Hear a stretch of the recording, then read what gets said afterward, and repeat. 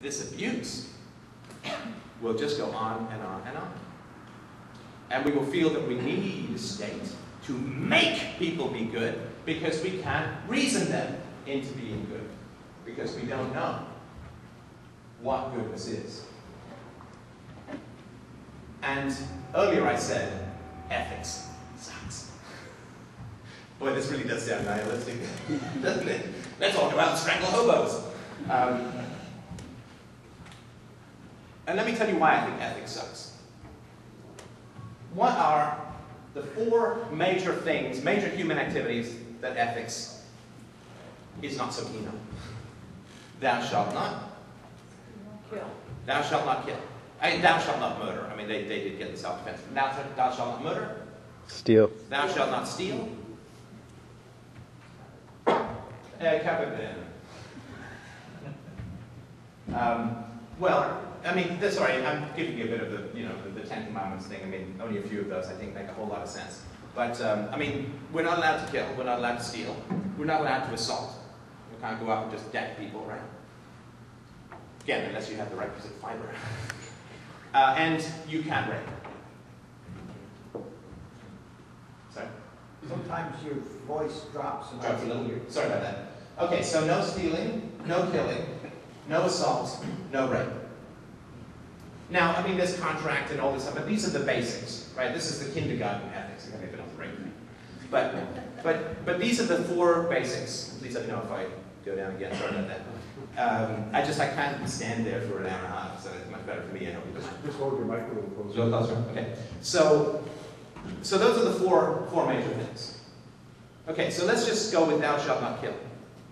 So for, you could argue, 3,000 years or so, certainly, I mean, Socrates 2,500 years ago, for about 3,000 years, moralists, ethicists, philosophers, thinkers, have all been trying to work on thou shalt not kill.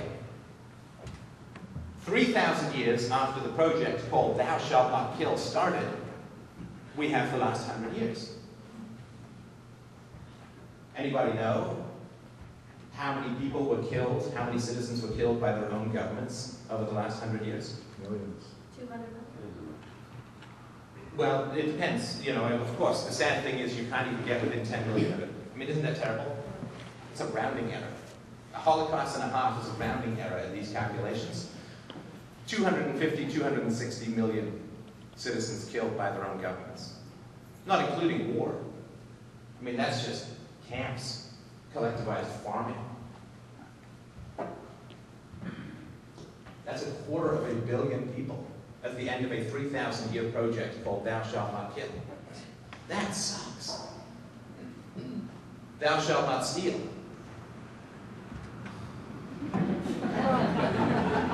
Do I even need to say it? LIBOR, the Federal Reserve, central banking, national debts, counterfeiting, fiat currency. Thou shalt not steal. I think they just may have dropped one word from that. So that has been a terrible result. What is it? Every American child, sorry, I don't know. The numbers in Canada are similar, but every American child is born now $500,000 in debt. That's some pretty good thieving. I mean, if you can thieve from a fetus, you're good. You know, a pickpocket to get into your pocket is tough enough. Going through the belly button, that's nimble fingers. So thou shalt not steal. The U.S. is now $75 trillion of unfunded liability, monies that they promised to pay in various programs that they don't have the money for. $75 trillion is truly astounding. Thou shalt not steal has resulted in the last, well, since 1913, or I don't know, when was the central bank put in Canada? I'm so sorry, I don't know what Canadian reference is, but as I said, I'm new. But over the last 100 years, there has been more theft in the world than has occurred, I would argue, in the previous 10,000 years. That's the result of a 3,000-year program called Thou Shalt Not Steal. Thou shalt not assault. War on drugs. Eminent domain. Prisons. Isn't it strange? The weird thing about statism, let me just do my first tangent, first official tangent of the day, probably not the last. But the weird thing about statism is it freezes everything in time. The moment you put coercion around any particular solution, it becomes immune to time. It becomes like the picture of Dorian Gray. The world changes and it stays the same. I did a speech at the University of Philadelphia where I was pointing out that when government education in the sort of mid-19th century came into being, you had a teacher, 30 kids, and a blackboard. Fast forward 150 years of the greatest technological change in the history of mankind, and what do you have? 30 kids. A teacher, wait for it, is a whiteboard. That's what we call progress in a status environment. And the problem of crime, what do we have? We have exactly, fundamentally, the same solution, or non-solution, that we had thousands of years ago. Give some people some guns and tell them to go lock people up. It's horrible how little things change when you wrap them in coercion. It becomes like a cyst, it becomes out of change. So, the reason I say ethics suck is if you look at the big picture, like I come out of the entrepreneurial world. I was an entrepreneur for 15 years.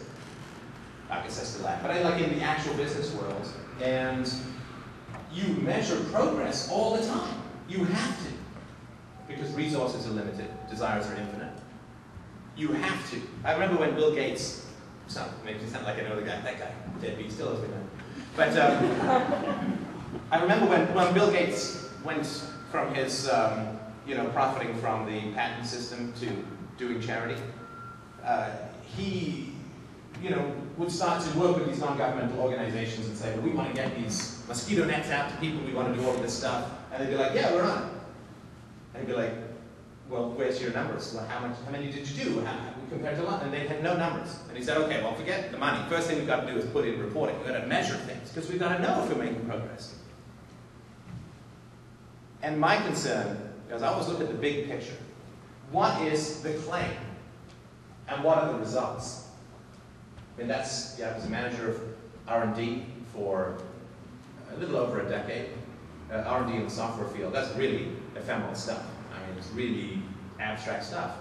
And so R&D, well, you say, this is what I'm going to produce, and here's how much money I think it's going to make, and here's the market, and here's the arguments, and blah, blah, blah. I find that really interesting stuff. I love business.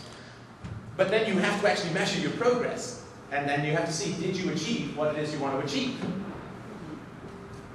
And so I look at ethics as a project. Is that fair? I mean, it's fair, right? They make claims. If we are going to be the people who are going to get rid of rape, theft, assault, and murder for you.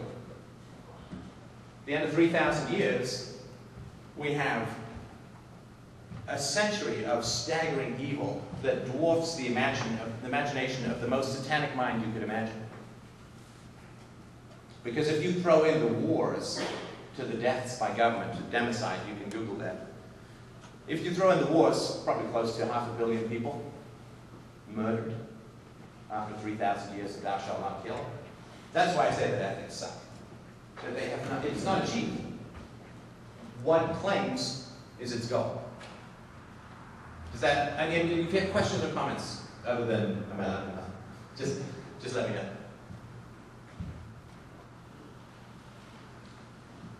So, let me make a case for checking the time. Okay, so let me make a case for why this is the case. So, how many here have studied government programs? Interested in government programs? I mean, there's this fascinating thing about government programs. They never work, and they never stop. I mean, it's fantastic, right? And the argument, I think, as to why they never stop is there's a, I shouldn't say a hidden agenda, because it's not even that hidden, but anything which continues despite not working on the surface is working in some other capacity. Does that make sense?